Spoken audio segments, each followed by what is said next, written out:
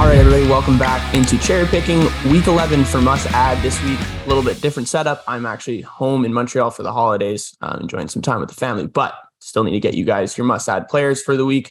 So going through 4 guys today. I got a defenseman and then 3 forwards as well. One guy 0% rostered. So excited to talk about this guy a little bit. He's, like I mentioned, taking advantage of a good opportunity here with one guy going down with injury, but let's get right into it. The first guy we're going to be talking about today is Brady Skjei on the Carolina Hurricanes, defenseman. This guy honestly has taken me by surprise just looking at his numbers for this video.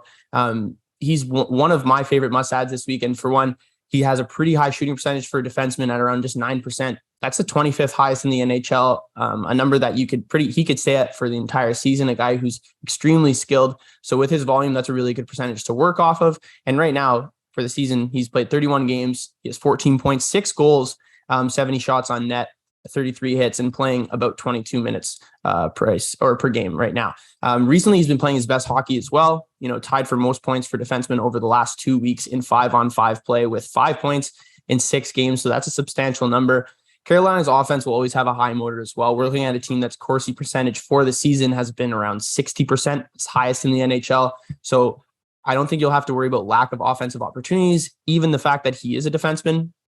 And he's proving that with having the second most points on the season with 14 amongst defensemen on this Carolina team, only behind Brent Burns. So it's good. Obviously, Brent Burns, he shoots the puck a ton. He's going to be that number 1 option. But Brady Skjei is definitely that number 2 guy on that second D line who's playing. He's playing with Brett Pesce, who's just a solid brick as a defensive unit. And he lets Brady Skjei kind of be creative and take the shots pretty much. Brady Skjei's slap shot from the point is absolutely electric. It's a heater.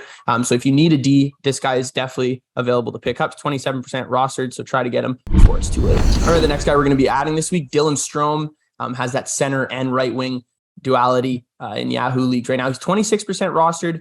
He's played 34 games this year, 6 goals, 18 points, 11 power play points. I think you guys can guess why that is the case. Now, I'm not going to compare Dillon Strome to Nick Backstrom, obviously, so everyone can just take it easy. But he's currently centering the first line with Ovechkin, and he centers the first power play with Ovechkin in his office there on the half wall. So playing with Ovi is one thing, but this guy's actually just creating his own opportunities too. He's 14th in high danger chances, 4/60 over the last 2 weeks in the NHL. So that's a huge number, especially playing with a guy like Alexander Ovechkin. This guy's creating chances on his own, or even Ovechkin trusts him at this point to be able to put him in those scoring opportunities. He's also 12th in expected goals, 4/60 over the last 2 weeks. So we've seen Strome bounce around in his career, but when he's paired with the right players, he can really produce. It was evident last year in Chicago with 48 points, playing with Kane and some of those other high-skilled players on that team. And he's starting to produce solid numbers right now on this Washington team. Obviously, there's a couple of injuries that you might have to worry about later on down the road. But for now and over the next month or so, I think he'll still be a good guy to pick up. With 6 points in 10 games, I really think it's just the tip of the iceberg for Strome. If you're looking at his analytics, I think he's really going to start to score a little bit more and then even tack on some more assists. All right, the next guy we're going to be adding this week, Dillon Dube, 13% rostered on the Calgary Flames right now. He has left wing and right wing capabilities for this in Yahoo leagues right now.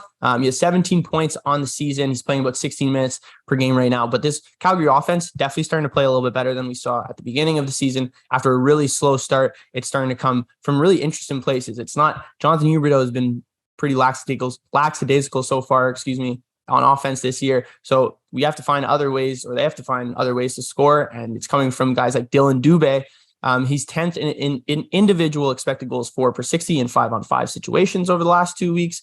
He's produced numbers from those analytics as well, with the 5th most points in 5-on-5 situations over the last 2 weeks as well, with 6 points in 8 games. So that's a huge number. And one of the biggest reasons for this switch for Dillon Dube in the middle of the season, Daryl Sutter obviously had to mix up these lines a little bit. The first line with Huberdeau, Lindholm, and Tyler Toffoli obviously wasn't really working out. So now he has Dillon Dube on the left wing, Toffoli on the right wing, and Lindholm at center. Huberdeau now playing with Mangiapane and Nazem Kadri. They've consistently produced the highest goals expected percentage over the last couple of weeks. So this line that will stay together if Daryl Sutter wants to score goals, and Dillon Dube will definitely be a huge beneficiary of playing with Elias Lindholm and Tyler Toffoli. All right, the last guy we're going to be adding this week, 0% rostered, as I mentioned at the beginning of the video. It's on the Winnipeg Jets, Sam Gagner.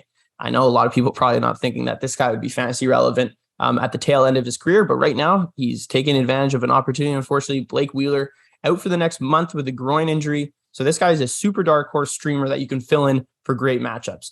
He's now upgraded to play on the second line with Kyle Connor and Pierre-Luc Dubois. And these two guys have been super hot over the past month. Pierre-Luc Dubois, one of the best 5-on-5 in terms of scoring points over the last 30 days, I would say. He's been awesome. And Kyle Connor also starting to find the back of the net too. And then not to mention, he's also playing Sam Gagner on the second power play right now. He has 3 points in his last 4 games, and his shot volume is increasing. We saw him have 5 shots on goal against Vancouver in one of their recent matchups. That's one of the reasons why playing on this second line, Sam Gagner gets that time and that ice time. He'll be able to produce. And now with about 15 to 16 minutes per game, we're going to see Sam Gagner potentially score on his own, and then just playing with these two guys who are the 2 hottest forwards on the Winnipeg Jets right now. And this Jets offense is also starting to play a lot better, similar to the Calgary Flames. I think Sam Gagner is a really sneaky add this week, especially if you're in those 16 to 18 man leagues. Sam Gagner's 0% roster could definitely help you out for the next couple of weeks until Blake Wheeler is back. Thank you guys for tuning in. That is all the must-adds